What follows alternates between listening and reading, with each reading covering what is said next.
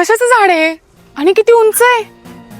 नारळाचं झाड आहे. जाताना देतो कोणी भर गाडीवर टाकून, म्हणजे कायम नारळाचंच पाणी पित राहा.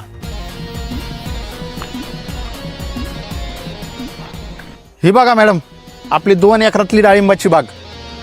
आपली डाळिंब डायरेक्ट युरोपात जाते बरं का. आपला एकरातला ऊस मागच्या वर्षी ह्याच तुकड्यात 15 लाखाचा ऊस झाला होता. 15 लाख रुपये? हो, 15 लाख.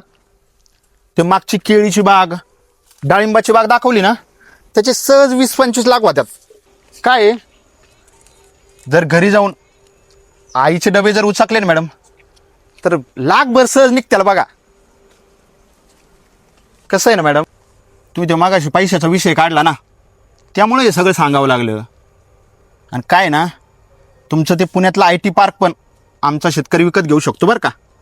त्यामुळे शेतकऱ्याचा नाद कधी करू नका. काय बागायतदार म्हणतात, बागायतदार. कळलं काय? बागायतदारची लेवल आहे ना थोडी वरच असते. बागायतदार बागायतदार बागायतदार